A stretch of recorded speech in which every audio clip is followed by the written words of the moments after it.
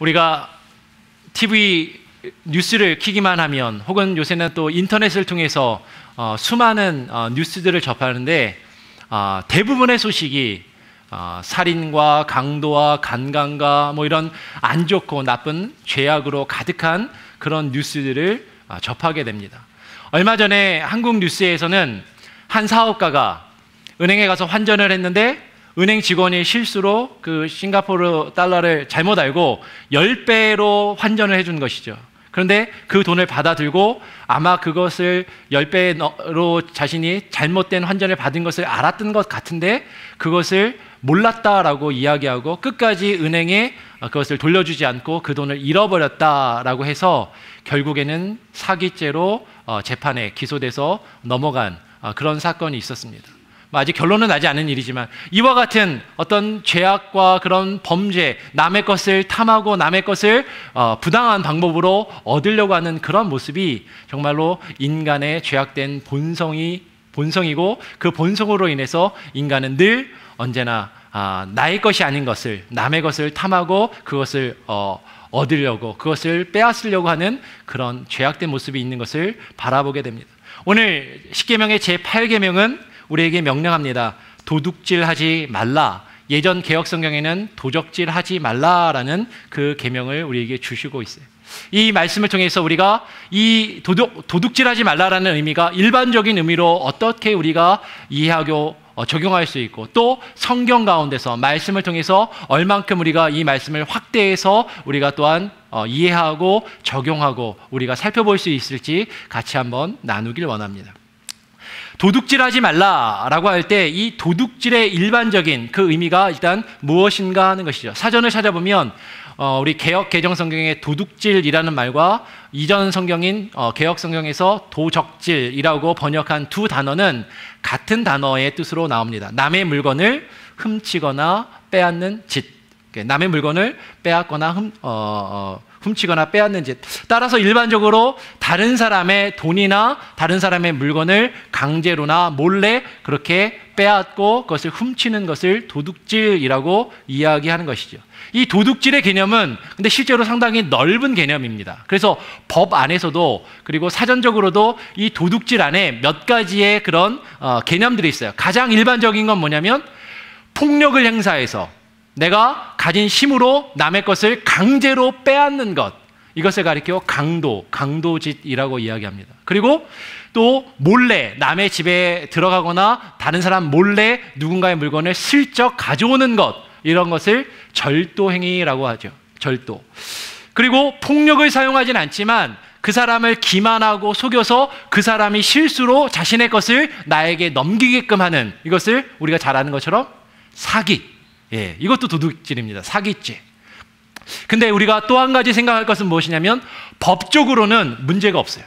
법을 교묘하게 이용해서 법 테두리 안에서 못 배우고 가진 것 없는 사람의 것을 법이라는 그 테두리 안에서 안 좋은 방법과 수단을 동원해서 남의 것을 자신의 것으로 강제로 억지로 빼앗는 그런 것도 역시 도둑질이라고 우리가 이해하고 생각할 수 있을 것입니다.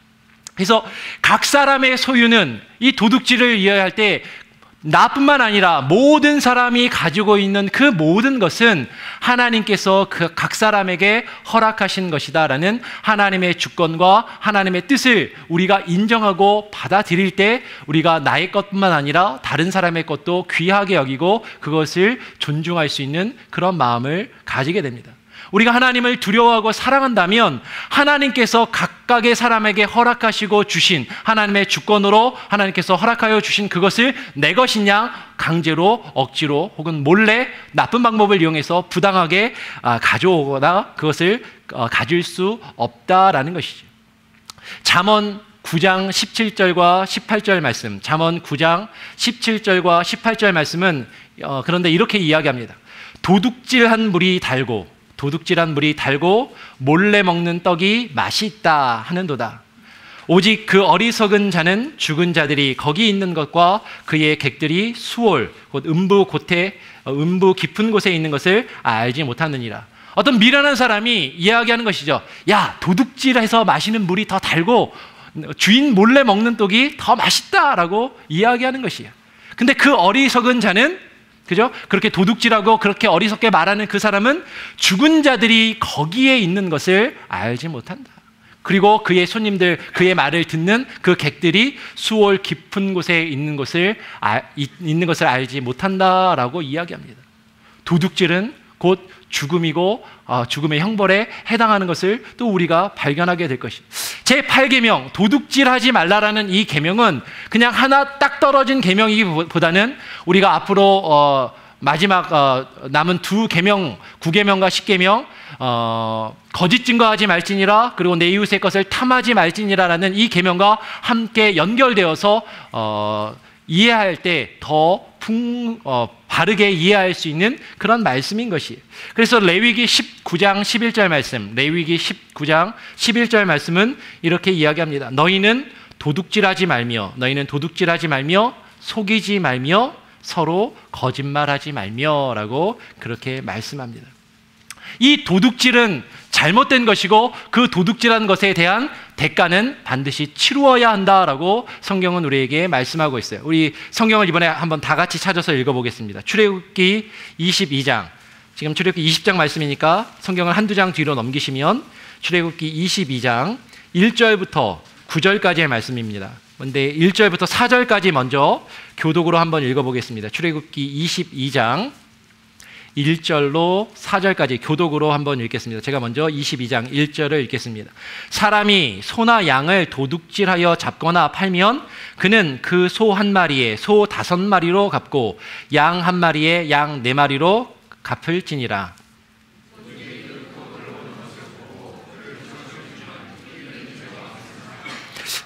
예, 2절의 말씀은 아마 밤중에 이루어진 사건인 것 같아요. 밤중에. 그래서 3절에 보면 해 돋은 후에는 피 흘린 죄가 있으리라. 도둑은 반드시 배상할 것이나 배상할 것이 없으면 그 몸을 팔아 그 도둑질한 것을 배상할 것이요.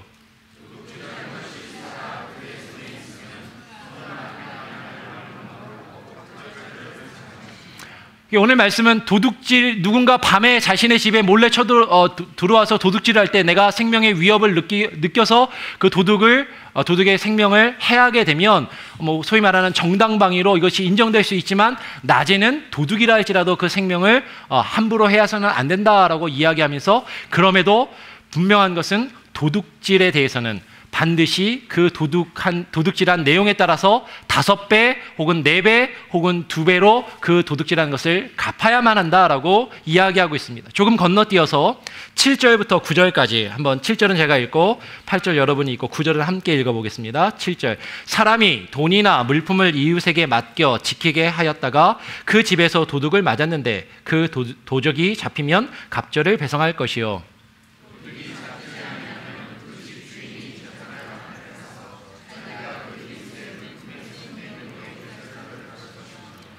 같이 읽겠습니다. 어떤 잃은 물건, 즉 소나 낙이나 양이나 의복이나 또는 다른 잃은 물건에 대하여 어떤 사람이 이르기를 이것이 그것이라 하면 양편이 재판장 앞에 나아갈 것이요, 재판장이 죄 있다고 하는 자가 그 상대편에게 갑절을 배상할지니라. 지금 무슨 말씀이냐면, 우리가 잘 아는 것처럼 누가 나에게 물건을 맡겼어요. 근데 그 맡은 물건을 도둑을 맞은 겁니다.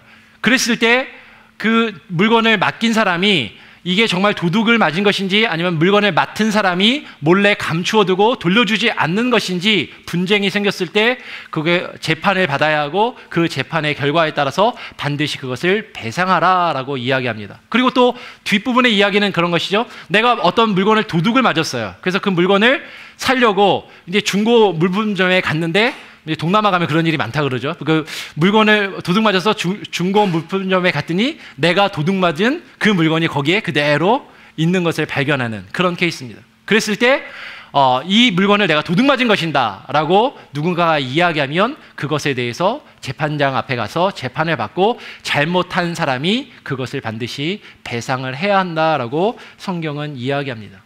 이 구약의 출애굽기의 말씀에 도둑질한 것에 대해서 2배 혹은 4배 혹은 5배로 그 도둑질한 것을 배상할 것을 이야기하고 있어요. 그리고 이 배상의 규정이 신약에 와서도 동일하게 적용되는 것을 보게 됩니다.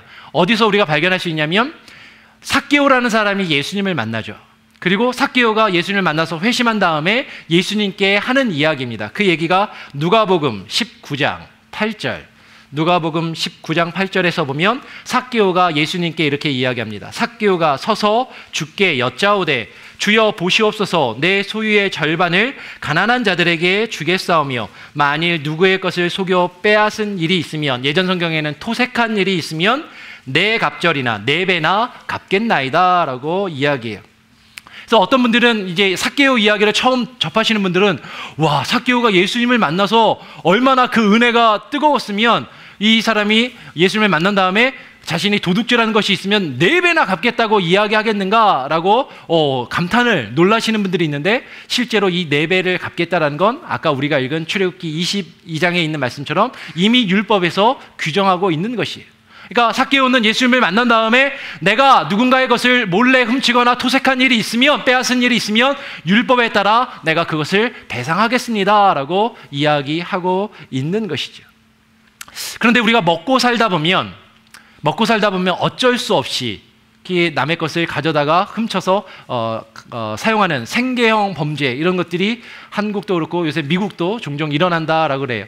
얼마 전 뉴스에서는 어떤 할머니가 남의 밭에 들어가서 그 밭작물을 훔쳐다가 자기 손주들 먹이냐고 밭작물을 엄청나게 많이 좀 훔쳤던 것 같아요. 그걸 훔쳐서 걸려가지고 결국에는 처벌을 받게 되는 그런 일이 뉴스에서 접한 적이 있습니다. 그러면 내가 장발장처럼 정말 먹을 것이 없어, 빵이 없어서 그 줄임배를 채우기 위해서 훔치는 것은 그러면 괜찮은 것인가? 정당화될 수 있는가?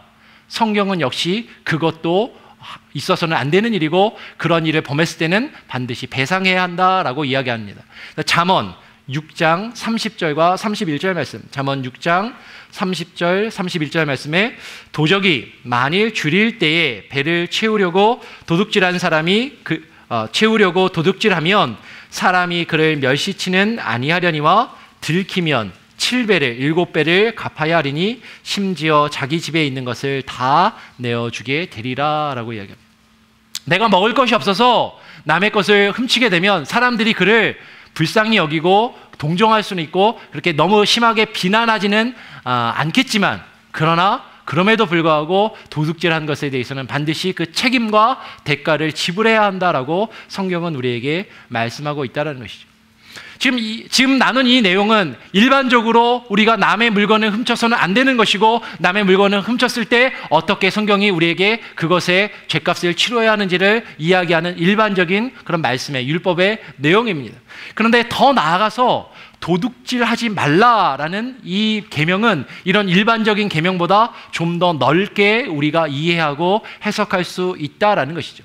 도둑이라고 하면, 한국말에서 도둑이라고 하면 다른 말로 불안당이라고도 이야기합니다.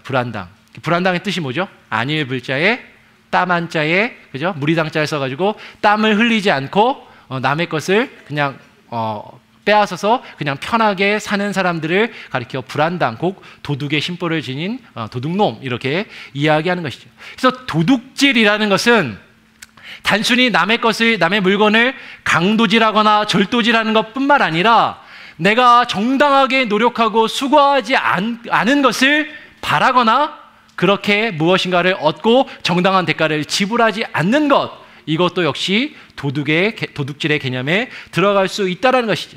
더 나아가서 내가 다른 사람에게 마땅히 주어야 할 것, 그것을 주지 않는 것, 남의 것을 내가 정당하게 정당하지 않은 수단으로 남의 것을 얻는 것뿐만 아니라 내가 누군가에게 정당하게 주어야 할 것을 주지 않는 것도 역시 도둑질에 해당할 수 있다는 것입니다. 그래서 심지어 지난번 제 5계명을 나누면서 내 부모를 공경하라는 말씀에서 우리는 보통 나의 부모의 것이 그냥 내 것이 그냥 쉽게 생각하고 쉽게 부모의 것을 사용하지만, 그러나 그 부모의 것도 내가 부모의 허락과 동의 없이 함부로 사용하는 것은 역시 성경 말씀에 도둑질이라고 이야기한다라는 것이죠. 지난번에 읽었던 말씀인데 다시 한번 제가 읽어보겠습니다. 잠언 28장 24절 25절 말씀, 잠언 28장 24절과 25절의 말씀에 부모의 물건을 도둑질하고서도 죄가 아니라 하는 자는 멸망받게 하는 자의 동류이니라. 욕심이 많은 자는 다툼을 일으키나 여호와를 의지하는 자는 풍족하게 되느니라 라고 말씀합니다. 하나님께서는 우리에게 욕심에 따라 남의 것을 함부로 얻기를 바라지 않으시는 것이죠. 정당하게 무엇인가를 구하고 그 대가를 얻고 그리고 이익을 찾으라고 하나님께서는 말씀하시는 것입니다. 따라서 이 말씀을 우리가 이해할 때 우리가 사업을 하거나 장사를 하거나 어떤 중요한 계약을 맺을 때 다른 사람의 무지함을 이용해서 나의 이익을 취해서는 안 된다라고 이해할 수 있다는 것입니다. 즉 물건을 살 때 어떤 물건을 파는 사람이 그 값어치를 정확하게 알지 못하기 때문에 그 사람에게 속여서 터무니없이 싼 값에 남의 물건을 산다든지, 혹은 내가 물건을 팔 때 사는 사람이 그 값어치를 잘 모른다고 해서 터무니없이 비싼 값으로 그것을 치르게 하고 물건을 판다든지, 이것도 역시 도둑질의 개념에 해당할 수 있는 것이에요. 아까도 이야기했지만 비록 합법적으로 남의 재산을 얻는다 할지라도 옳지 못한 방법과 마음으로 남의 것을 빼앗는 것이라면 그것 역시도 법이라는 테두리를 이용해서 범죄하는 도둑과 같은 것이다 라고 성경은 우리에게 말씀합니다. 성경 말씀 한번 같이 찾아서 읽어보겠습니다. 이사야서 10장 2절부터 4절까지의 말씀입니다.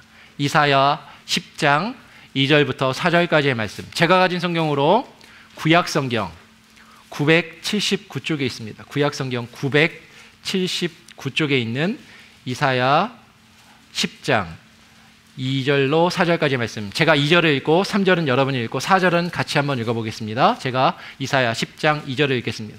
가난한 자를 불공평하게 판결하여 가난한 내 백성의 권리를 박탈하며 과부에게 투색하고 고아의 것을 약탈하는 자는 화 있을진저.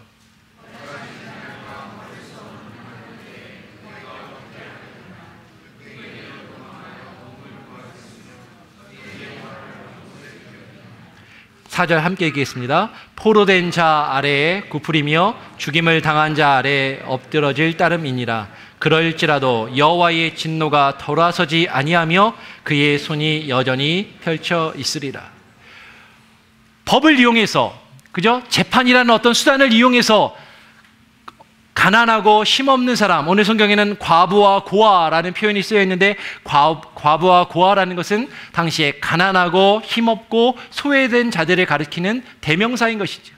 배우지 못하고 가진 것이 없는 사람들의 것을 내가 좀 배운 것이 있고 아는 것이 있고 힘과 권력이 있다고 그것을 이용해서 법이라는 테두리 안에서 남의 것을 옳지 못한 방법으로 착취하거나 빼앗는다면 하나님께서 그 죄값을 반드시 치르시고 물으실 것이다 라고 성경은 분명하게 말씀하고 있다라는 것입니다. 근데 우리는 이렇게 좀 의도적으로 안 좋은 마음으로 남의 것을 도둑질하는 그런 경우도 있지만, 실제로 많은 경우에는 고의가 아니라 알지 못하는 사이에 남의 것을 도둑질하는 경우도 있습니다. 종교개혁자들은 특히 칼빈이나 루터나 부처와 같은 그런 수많은 종교개혁자들이 이 8계명, 도둑질하지 말라라는 계명을 상당히 넓은 개념에서 해석하고 있어요. 종교개혁자들이 어떻게 해석을 하고 있냐면, 내가 가지고 있는 의무나 책임을 다하지 않는 것, 그리고 남의 것을 함부로 사용하는 것, 그것조차도 도둑질이다라고 그렇게 얘기합니다. 그래서 가장 일반적인 건 뭐냐면, 내가 누군가에게 고용을 당해서 일하는 종업원이에요. 어떤 사업장에, 회사의 어떤 직원이. 그런데 그 오너가, 그 고용주가 나에게 돈을 주고 내가 일을 하는데, 내가 주어진 시간에 그 정당하게 해야 할 일을 바르게 하지 않고 고용주의 그 시간과 돈을 내가 그냥 쉽게 가져간다면 그것 역시도 도둑질과 같다라고 종교개혁자들은 이야기했습니다. 그리고 거꾸로도 있는 것이죠. 내가 고용주라면, 내가 사업주라면, 내가 일을 시키는 종업원에게 적은 돈을 주면서 그 돈보다도 더 고되고 힘든 일을 많이 시키고 노동을 착취하는 것, 그것도 역시 도둑질이다라고 종교개혁자들은 이야기했습니다.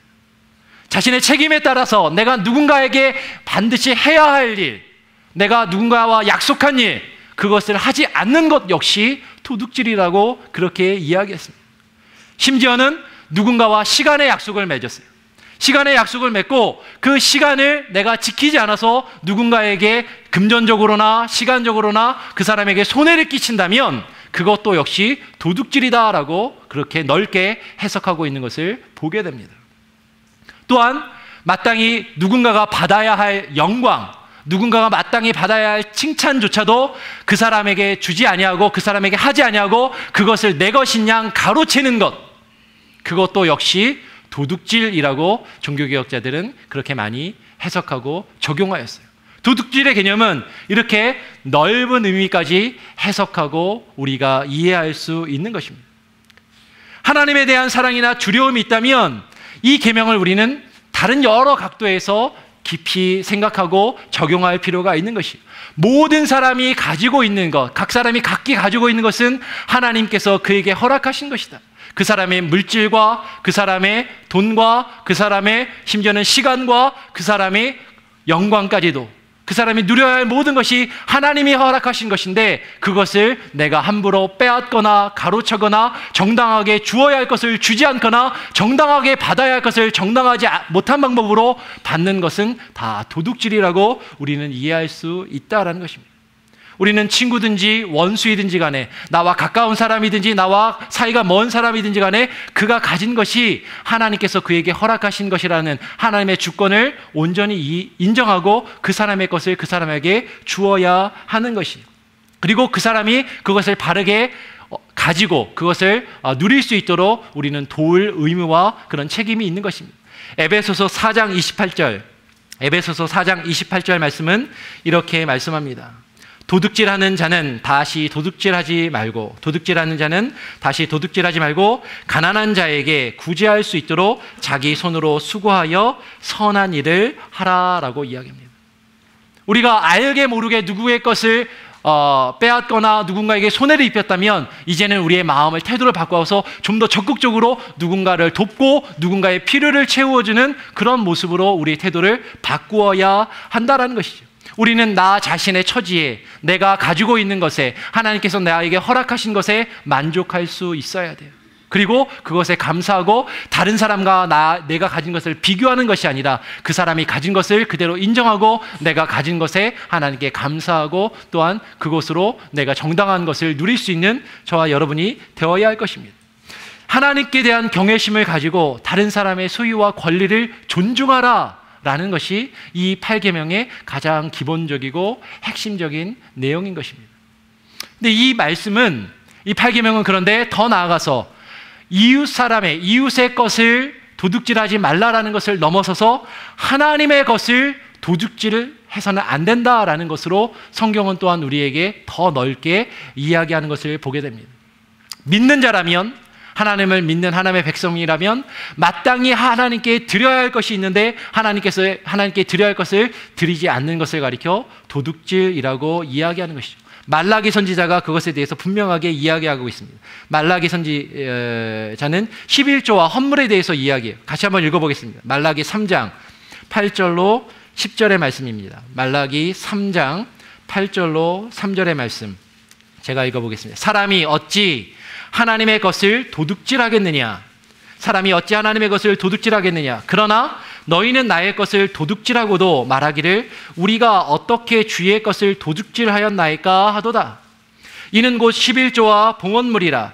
너희 곧 온 나라가 나의 것을 도둑질하였으므로 너희가 저주를 받았느니라. 만군의 여호와가 이르노라. 너희의 온전한 11조를 창고에 들여 나의 집에 양식이 있게 하고 그것으로 나를 시험하여 내가 하늘문을 열고 너희에게 복을 쌓을 곳이 없도록 붙지 아니하나 보라라고 말씀합니다. 사람들이 어찌 사람이 하나님의 것을 도둑질할 수 있냐? 다 모든 것이 하나님의 것인데 우리가 하나님의 것을 훔친다고 하나님의 것이 사라지는 것도 아니고 하나님의 것은 하나님의 것이지라고 이야기하면서 하나님께 마땅히 드려야 할 11조를 드리지 않는 것, 이것은 하나님의 것을 도둑질하는 것이다 라고 말라기 선지자는 이야기합니다. 이렇게 얘기하면 이제 목사가 이제 또 헌금 얘기하는구나, 이렇게 이야기하면서 부정적인 이해로 바라보시는 분들이 있어요. 그리고 이거는 구약에서 율법으로 주어진 것이지 11조는 구약에나 적용되는 말이지 신약에 와서는 예수 그리스도의 보혈의 은혜와 십자가의 공로로 우리가 구원받고 율법의 행위로 구원을 얻는 것이 아닌데 11조는 구약에나 엄밀하게 적용될 수 있는 것이지 신약에는 소용이 없는 것이다. 폐하해준 율법이 아니냐라고 그렇게 이야기하는 사람들도 있습니다. 그런데 11조가 정말 구약에만 해당되는 것이고 신약에서는 사라진, 의미 없는 것인가? 예수님께서 뭐라고 말씀하셨는지 같이 한번 찾아서 읽어보겠습니다. 누가복음 11장 42절의 말씀입니다. 마태복음 23장 23절에도 동일한 말씀이 있는데 누가복음 11장 42절 말씀을 한번 같이 찾아서 읽어보겠습니다. 제가 가진 성경으로 신약성경 113쪽의 말씀입니다. 신약성경 113쪽에 누가복음 11장 42절 찾으셨으면 다 같이 함께 읽겠습니다. 시작. 화 있을진저 너희 바리새인이여 너희가 박하와 운향과 모든 채소의 11조를 들이되 공의와 하나님께 대한 사랑은 버리는도다. 그러나 이것도 행하고 저것도 버리지 말아야 할지니라. 예, 이 말씀은 예수님께서 바리새인들을 향해서 책망하시는 말씀이에요. 근데 그 책망의 내용은 원래 뭐냐면 바리새인들이 자기가 11조를 온전히 드린다라고 자랑하는 것이죠. 그것을 자신의 의로 여기는 것이에요. 그런 바리새인들을 향해서 너희가 하나님께 11조를 드리지만 그러나 정말로 하나님께서 원하시는 하나님을 사랑하고 이웃과 사람들에게 공의와 선을 행하는 것은 행하지 아니하는구나 라고 바리새인들을 책망하시는 말씀입니다. 맞습니다. 하나님께서 우리에게 원하시는 것은 돈이 아니죠. 물질이 아니에요. 모든 것이 하나님의 것인데 하나님이 돈이 필요해서 우리에게 돈을 달라 하시겠습니까? 하나님이 거지가 아닌데 하나님이 우리에게 원하시는 것은 하나님을 사랑하고 하나님의 뜻과 하나님의 공의와 선을 우리가 행하고 이웃 사람들을 사랑하고 대하는 것이에요. 그것이 먼저입니다. 그런데 예수님께서 뭐라고 말씀하시냐면 그러나 뭐라고 말씀하세요? 이것도 행하고 저것도 버리지 말아야 할지니라. 하나님이 우리에게 원하시는 것은 하나님을 사랑하고 공의와 선을 행하는 것이지만 그것을 우리가 해야 할 본질적인 것이라고 마땅히 하나님께 드려야 할 것을 드리지 않는 것이 정당화될 수는 없다라는 것입니다. 영국의 유명한 스펄전 목사님은 설교가였던 그 스펄전 목사님은 이렇게 말씀하셨다라고 합니다. 11조를 바치지 아니하고 내가 사용하는 것은 하나님의 것을 도둑질하는 것이요 마땅히 드려야 할 것을 드리지 않는 것도 도둑질하는 것이요 주일을 지키지 않는 것은 주일 도둑이요 예배 시간에 예배하지 않는 것은 예배 도둑이요 하나님께 드릴 영광을 가로채는 것은 하나님의 영광을 도둑질하는 것이다 라고 이야기했어요. 아까 도둑질의 개념을 넓게 어떻게까지 해석할 수 있는가라고 이야기했던 그 모든 것들이 하나님께도 동일하게 적용될 수 있는 것이죠. 하나님께 속한 것, 마땅히 하나님께 드려야 할 것을 하나님께 드리지 아니한다면 그것이 물질이 되었건 그것이 시간이 되었건 그것이 예배가 되었건 그것이 섬김이 되었건 하나님께 마땅히 드려야 할 것을 우리가 드리지 아니한다면 그것은 하나님의 것을 도둑질하는 것이다 라고 말씀하고 있는 것입니다. 어떤 분들이 이렇게 얘기하면 야 계속 돈 얘기하는구나 이게 헌금 드리라고 강요하는구나 라고 오해하시지 않았으면 좋겠어요. 여러분의 마음 가운데 내가 아직 11조를 하나님께 드릴 마음이나 기뻐하는 마음이 없다면 드리시지 않아도 됩니다. 내가 하나님께 11조를 드릴 믿음이 없다면 11조 드리시지 않아도 괜찮아요. 그런데 하나님 앞에서 정직해야 됩니다. 하나님, 제가 혹은 사람 앞에서 제가 아직 하나님께 온전한 11조를 드릴 믿음이 없어서 11조를 드리지 않습니다 라고 이야기한다면 괜찮아요. 이해할 수 있어요. 그런데 오늘 많은 사람들이 하나님께 마땅히 드려야 할 그것을 드리지 아니하면서 이상한 신학과 철학을 가지고 하나님께 드려야 할 것을 드리지 않는 것을 정당화하면서 내가 믿음이 있다, 내가 구원받은 하나님의 사람이다라고 이야기하면서 하나님의 소유된 백성이다라고 이야기하면서 하나님이 우리에게 허락하신 그것의 일부를 하나님께 드리지 않는 것, 이것은 하나님의 것을 도둑질하는 것이에요. 근데 하나님 왜 굳이 돈으로 하나님께 드려야 됩니까? 하나님 거지도 아닌데. 맞아요. 하나님은 우리의 돈을 원하시는 것이 아니라 우리의 전 인격과 우리의 모든 것을 원하십니다. 우리의 시간과 우리의 재능과 우리의 노력을 원하세요. 근데 여러분 잘 생각해 보세요. 그 모든 것이 여러분이 수고하여 번 그 돈 가운데 담겨 있지 아니한가 하는 것입니다. 우리가 열심히 일해서 내가 드린 그 시간과 나의 노력과 나의 재능과 나의 모든 열정이 내가 번 그 돈 안에 담겨 있잖아요. 나에게 허락하신 그 모든 것이 하나님의 것인데 그 중에 일부분을 10분의 1을 구별하여 하나님께 드림으로 내게 허락한 모든 것이 하나님의 것이다라는 그 신앙의 고백으로 하나님께 드리는 것입니다. 물론 11조를 드리면 하나님께서 주시는 축복이 있을 수 있어요. 그러나 하나님께 복 받으려고 11조를 드리는 것은 아니죠. 어떤 분들은 11조 드리면서 하나님하고 딜을 하는, 네고시에이션 하는 그런 분들이 있어요. 하나님, 제가 지금 11조 300불 드리고 있는데 하나님, 제가 하나님께 11조 500불 드리기 원합니다. 그러니까 무슨 얘기예요? 수입이 늘어나게 해주십시오. 11조 드릴 테니까. 하나님은 헌금을 더 받기 위해서 우리에게 물질을 더 허락해 주시는, 그러기 위해서 11조를 드리는, 물론 11조가 축복의 통로로 사용되는 것이지만 그것 때문에 하나님께 드리는 것이 아니라 하나님이 내게 허락하신 그 모든 것이 하나님의 것입니다라고 믿음의 고백으로 나의 모든 시간과 재능과 노력이 담겨있는 그 물질의 10분의 1을, 수입의 10분의 1을 하나님께 구별하여 드리는 것이에요. 그 믿음이 있다면, 내가 하나님의 백성이고 하나님을 향한 그 믿음이 있다면 마땅히 하나님께 드려야 할 것을 드리십시오. 그러나 하나님께 드려야 할 것을 드리지 않으면서 마치 내가 구원받은 사람으로 내가 할 것을 다 하고 있는 것처럼 이야기한다면, 그렇게 생각하고 있다면 그것은 하나님의 것을 도둑질하는 것과 동일하다라는 것이에요. 교회 중에 그리스도인이라고 말하면서 교회를 도둑의 소굴로 만드는 자들이 있다라고 성경은 말씀합니다. 특별히 예레미야 선지자는 예레미야 말씀 한번 같이 찾아서 읽어보겠습니다. 예레미야 7장 8절로 11절의 말씀. 예레미야 7장 8절로 11절의 말씀. 제 일부 예배 때 페이지 수를 잘못 말해갖고 혼났는데 구약성경 1061쪽에 있습니다. 구약성경 1061쪽에 있는 예레미야 7장 8절로 11절의 말씀. 다 찾으셨으면 교독으로 한번 읽어보겠습니다. 예레미야 7장 8절 제가 먼저 읽겠습니다. 보라, 너희가 무익한 거짓말을 의뢰하는도다.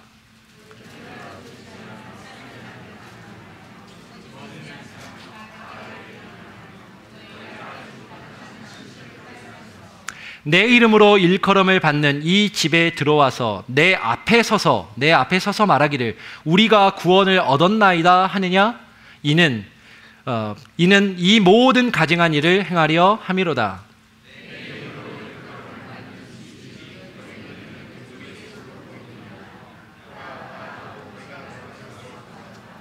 여호와의 말씀이니라.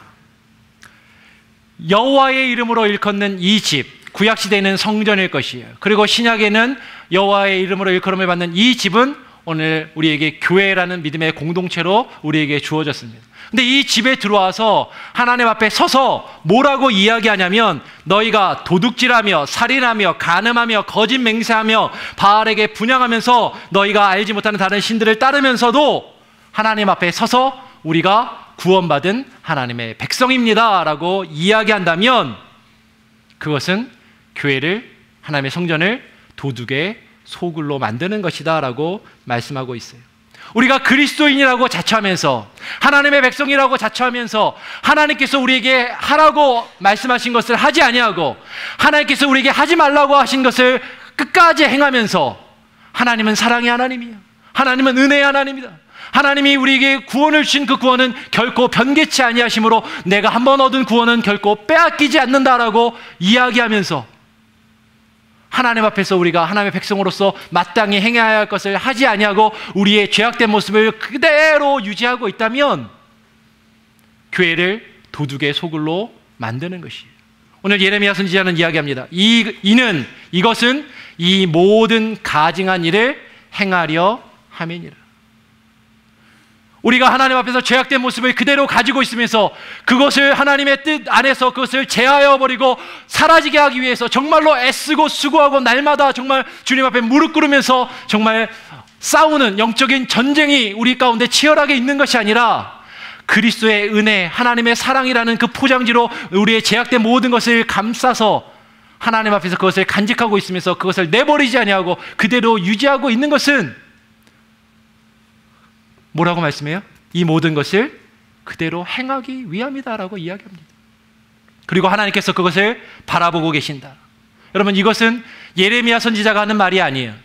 오늘 7장 12절 말씀은 뭐라고 말씀합니까? 보라, 여호와의 말씀이니라. 내가 그것을 보았노라 여호와의 말씀이니라 라고 이야기합니다. 이것은 앞에 있는 조목사의 이야기도 아니고 예레미야 선지자의 이야기도 아니고 여호와 하나님의 말씀인 것이죠. 지난주에도 가늠하지 말지니라라는 말씀 이후에 맨 마지막 말씀에 고린도전서 6장 9절과 10절이 사실 지금 읽었던 이 예레미야의 말씀과 거의 동일한 말씀이었어요. 그죠? 그리고 제가 의도한 건 아니지만 요새 새벽 기도 때 에베소서의 말씀을 보고 있습니다. 근데 에베소서 5장 5절로 6절 말씀에도 사도 바울이, 지금 이 예레미야는 구약의 말씀이라고요? 천만에요. 사도 바울이 고린도전서 6장에서도 이와 동일한 말씀을 하고 있고 에베소서 5장에서도 사도 바울이 동일한 말씀을 하고 있습니다. 같이 한번 찾아서 읽어보기 원합니다. 에베소서 5장 5절과 6절. 제가 가진 성경으로 신약성경 314쪽에 있습니다. 에베소서 5장 5절과 6절, 제가 가진 성경으로 신약성경 314쪽에 있는 에베소서 5장 5절 6절 두 절이니까 한 목소리로 같이 함께 읽겠습니다.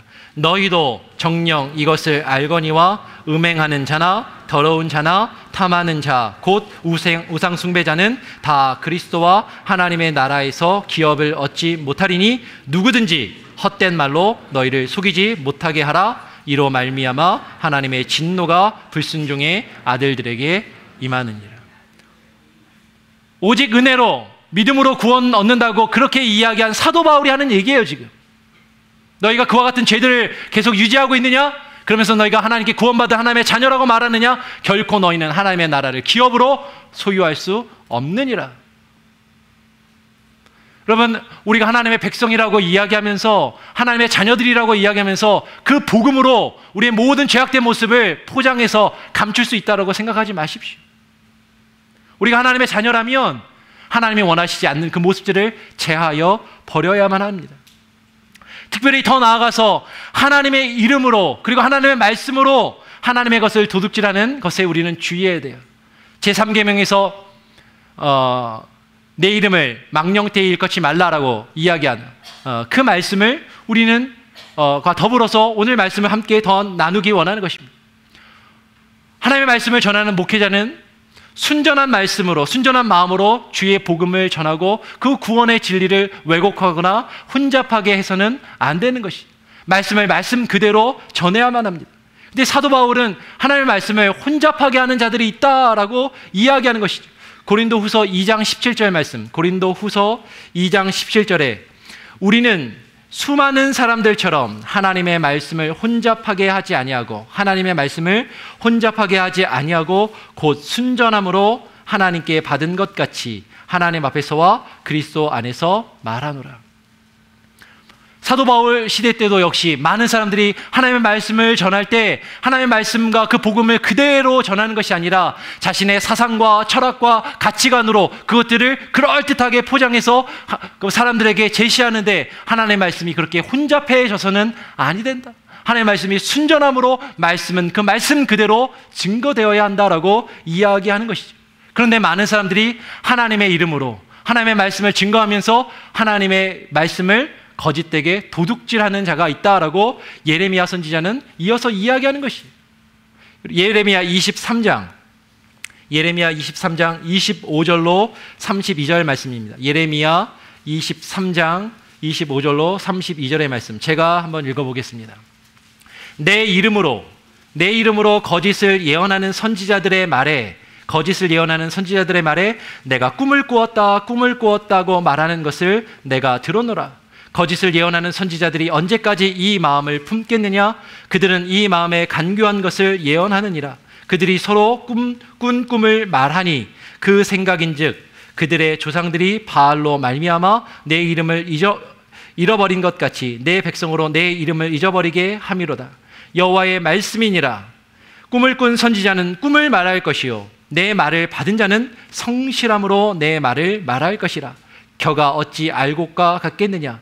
여호와의 말씀이니라. 내 발이 불 같지 아니하냐? 바위를 쳐서 부스러뜨리는 방망이 같지 아니하냐? 여호와의 말씀이니라. 그러므로 보라, 서로 내 말을 도둑질하는 선지자들을 내가 치리라. 여호와의 말씀이니라. 보라, 그들이 혀를 놀려 여호와가 말씀하셨다 하는 선지자들을 내가 치리라. 여호와의 말씀이니라. 보라 거짓 꿈을 예언하여 이르되 거짓과 헛된 자만으로 내 백성을 미혹하게 하는 자를 내가 치리라. 내가 그들을 보내지 아니하였으며 명령하지 아니하였나니 그들이 이 백성에게 아무 유익이 없느니라. 여호와의 말씀이니라. 지금 여호와의 말씀이니라는 것을 예레미야가 얼마나 강조하고 있는지 몰라요. 근데 지금 하나님의 이름으로 거짓을 예언하는 선지자들이 있다라는 것이죠. 그 선지자들이 내가 꿈을 꾸었다 이야기하면서 나는 남들이 알지 못하는 특별한 말씀을 받았다. 그리고 내가 전하는 이 말씀은 다른 사람들이 전하는 그 말씀과는 다른 특별한 말씀이다라고 전하는 자들이 있었다라는 것이. 구약시대에도 있었고 초대교회 때도 이러한 사람들이 있었습니다. 이런 사람들을 가리켜 보통 영지주의자들이라고 이야기해요. 영지주의는 뭐냐면 내가 영적으로 다른 사람들이 알지 못하는 특별한 지식과 계시를 가지고 있다라는 것이에요. 그래서 그것을 가지고 사람들에게 하나님의 이름으로 말씀을 전하지만 결코 그것이 바른 복음이 아니다라고 지금 예레미야도 이야기하고 우리 신약에도 사도 바울도 그렇고 요한복음을 우리가 좀 더 보겠지만 그 말씀을 하고 있는 것이에요. 하나님의 말씀을 받은 사람은 오직 성실함으로 하나님의 말씀 그 자체만을 증거해야 하는 것입니다. 하나님의 말씀을 왜곡되이 잘못 증거하는 자들은 그 말씀 자체가 그 사람을 심판하고 쳐서 부순다라고 오늘 예레미야 23장 29절 말씀은 이야기하는 것이죠. 그 말씀이 그 거짓 선지자들을 태우고 쳐서 부스러뜨릴 것이다 라고 말씀합니다. 하나님의 말씀은 살아 역사하고 능력이 있습니다. 여러분 믿으십니까? 그러면 말씀이 능력이 있는 것이에요. 말씀을 전하는 자가 능력이 있는 것이 아니라 말씀을 어떤 사람이 전하면 그것은 능력이 있는 말씀이고 어떤 사람이 전하면 그것은 능력이 없는 말씀이 아니라 하나님 말씀은 그 말씀 자체가 살아 역사하는 능력 있는 하나님의 말씀인 것이 그 말씀이 일하시고 그 말씀이 역사하시고 그 말씀이 우리 가운데 행하시는 것입니다. 그런데 그 말씀이 아닌 다른 무엇인가가 이 세상의 사상과 철학과 가치관이 우리의 죄악된 모습을 그럴듯하게 포장하고 정당화하고 그것을 그대로 죄를 지어도 괜찮은 것처럼 우리에게 이야기한다면 그것은 거짓된 복음인 것이. 하나님이 우리에게 그와 같은 복음을 허락하시지 않았습니다. 마지막으로 우리가 성경 말씀을 한 군데 읽고 말씀을 마치고자 합니다. 요한복음 10장. 요한복음 10장의 말씀은 우리가 잘 아는 선한 목자의 비유의 말씀입니다. 예, 선한 목자가 되시고 양의 우리의 문이 되시는 예수 그리스도를 통하지 않고서는 우리가 하나님 나라에 들어갈 수 없고 그 외에 다른 문으로 들어가는 자들은 다 절도요 강도다라는 말씀이 요한복음 10장 1절로 13절의 말씀 제가 가진 성경으로 신약성경 162쪽에 있습니다. 신약성경 162쪽에 있는 요한복음 10장 1절부터 13절 말씀 교독으로 한번 다 같이 함께 읽겠습니다. 내가 진실로 진실로 너희에게 이르노니 문을 통하여 양의 우리에 들어가지 아니하고 다른 데로 넘어가는 자는 절도며 강도요 문지기는 그를 위하여 문을 열고 양은 그의 음성을 듣나니 그가 자기 양의 이름을 각각 불러 인도하여 내느니라.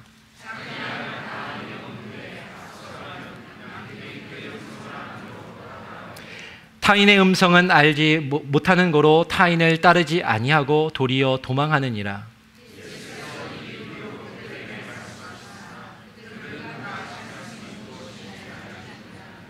그러므로 예수께서 다시 이르시되 내가 진실로 진실로 너희에게 이르노니 나는 양의 문이라.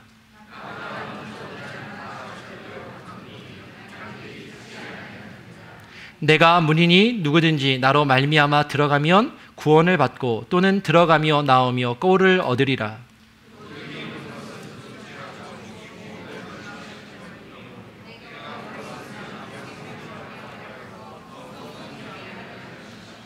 나는 선한 목자라 선한 목자는 양들을 위하여 목숨을 버리거니와.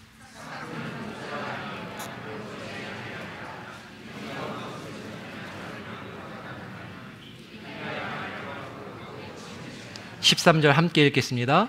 달아나는 것은 그가 사꾼인 까닭에 양을 돌아보지 아니함이나.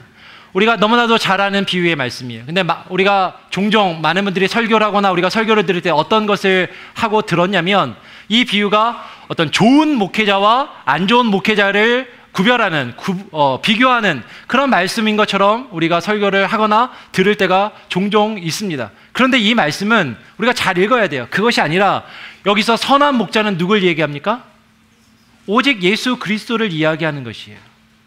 비록 앞에서 말씀을 전거하는 담임 목사님도 그렇고 저도 그렇고 목사라는 칭호를 가지고 있으니까, 패스터라는 칭호를 가지고 있으니까 목자 이렇게 적용해서 이 말씀을 갖다가 해석하는, 적용하는 그런 경우들이 종종 있는데, 실제로 사역자들은 오히려 3절 말씀에 있는 문지기에 해당한다면 해당할 수 있을 것이지 선한 목자가 될 수 있는 것은 아니에요. 선한 목자는 오직 예수 그리스도만이 선한 목자이십니다. 그래서 목회자는 목자가 아니라 문지기 역할을 감당하는 것이죠. 그런데 오늘 말씀해 보니까 오직 한 분이신 선한 목자 되신 예수 그리스도보다 나보다 먼저 온 자가 있다라고 이야기해요. 나보다 먼저 온 자는 다 절도요 강도니라고 이야기합니다. 여기서 나보다 먼저 왔다라는 것이 단순히 시간적으로만 먼저 왔다라는 것이 아니라, 시간적으로만 먼저 왔다면 구약시대에 온 거짓 선지자들에 대한 경계의 말씀이고, 신약의 예수님 이후에 있는 어떤 거짓 선지자들은 이 말씀에 해당되지 않느냐, 그것이 아니라 여기서 예수님보다 먼저 왔다라는 건 시간적인 의미보다 더 넓은 의미인 것이죠. 예수님보다 먼저 되는, 하나님의 말씀을 하나님의 이름으로, 예수 그리스도의 이름으로 말씀을 증거하지만 증거하는 그가 하나님보다 먼저 된다면, 예수 그리스도보다 먼저 된다면 그것은 도둑이요 절도요 강도라고 성경은 지금 우리에게 말씀하고 있는 것이에요. 여러분, 교회의 머리는 누구이십니까? 예수 그리스도. 그죠? 우리가 누군가를 생각할 때, 여러분 집에 가서 조재선 목사를 딱 떠올리면 제일 먼저 어디가 떠올라요? 제 머리가, 얼굴이 떠올라야지 제 발가락이나 제 옆구리나 이런 데가 떠오르시진 않을 거 아니에요. 그럼 이상한 거예요. 그죠? 근데 누군가를 딱 떠올릴 때 그 머리가, 얼굴이 떠오르듯이 예수 그리스도, 교회의 머리 대신 예수 그리스도가 교회를 생각하면 제일 먼저 떠올라야 됩니다. 그런데 어떤 교회를 생각할 때, 어떤 대형 교회를 생각할 때, 어떤 교회 그러면 그 교회의 커다란 건물, 어떤 교회를 생각할 때 그 교회의 어떤 유명한 목사님, 그가 먼저 생각난다면 이것은 옳지 못한 것이에요. 여러분, 우리 교회도 마찬가지예요. 네이버빌 제일장로 교회 하면 뭐가 제일 먼저 떠올라야 돼요? 예수 그리스도가 제일 먼저 떠올라야 되는데, 네이버빌 제일장로 교회 하면 저기 체육관 가지고 있는 교회, 그게 먼저 떠오르면 안 된다라는 것이에요. 여러분, 교회의 머리 되시는 예수 그리스도, 그것이 누가 되었든지 간에 말씀을 증거하는 설교자라 할지라도 오직 예수 그리스도가 먼저 되어야 하는 것이, 예수님보다도 말씀을 전하는 자가 먼저 된다면 결코 그것은 하나님이 원하시는 것이 아니다라는 것입니다. 오늘 말씀은 뭐라고 이야기하냐면, 도둑이 오는 것은 도둑질하고 죽이고 멸망시키는 것뿐이다 라고 이야기합니다. 나는 선한 목자라. 선한 목자는 뭐라고요? 양들을 위하여 목숨을 버리거니와. 저와 여러분을 위해서 목숨을 버리신 분이 누구십니까? 예수 그리스도예요. 죄송한 얘기지만 여러분을 위해서 저도 목숨을 버리지 않았고 버릴 용기도 없어요. 그리고 심지어 단언하건대 우리 담임 목사님도 여러분을 위해서 목숨을 버리시는 분이 아니에요. 여러분, 이건 심각한 얘기예요. 여러분, 우리가 신앙을 생활할 때 나를 위하여 목숨을 버리신 참된 선한 목자가 오직 누구예요? 예수 그리스도 한 분만 우리가 인정하고 그분이 가장 먼저 되어야 되는데, 예수 그리스도보다 먼저 되는 무엇인가가 있다면 그것이 사람이건 물질이건 무엇이든 간에 그것은 하나님 앞에 도둑과도 같은 것입니다. 그리고 이야기합니다. 삭구는 목자도 아니요 양도 제 양이 아니라 이리가 오는 것을 보면 양을 버리고 달아나나니 그가 삭구님 까닭에 양을 돌보지 아니합니다. 여러분, 참으로 말씀을 사모하는 선한 목자는 아니더라도 참으로 문지기 역할을 바르게 감당하는 자라 한다면 그 양을 끝까지 책임지고 돌보는 목회자가 선한 어떤 문지기의 역할을 감당하는 목회자일 것이에요. 그것은 우리가 한번 생각해 볼 필요가 있습니다. 그러나 오늘 말씀의 핵심은 무엇이냐면, 하나님의 것을 가로채는 자, 하나님의 영광과 하나님의 그 자리를 가로채는 것은 누구이든지 간에 그것은 도둑이다라는 것입니다. 말씀을 맺습니다. 8계명의 말씀, 우리에게 도둑질하지 말라라는 이 말씀은 남의 가진 소유나 물질을 함부로 훔치거나 빼앗지 말라라는 그런 실제적이고 좁은 의미에서부터 오늘 말씀을 통해서 우리에게 적용되는 것까지 하나님의 것을, 하나님께서 허락하신 그 모든 것을, 그 모든 권위와 질서를 온전히 인정하지 않고 하나님의 것을, 하나님께 드려야 할 것을 드리지 아니하고 내 것이냐 가로채는 것을 결코 우리는 받아들여서도 안 되고 경계해야 되고, 이 시대를 살아가면서 영적인 분별력을 가지고 행할 수 있는 저와 여러분이 되기를 간절히 소원하고 기도합니다. 기도하겠습니다. 하나님 아버지, 감사합니다.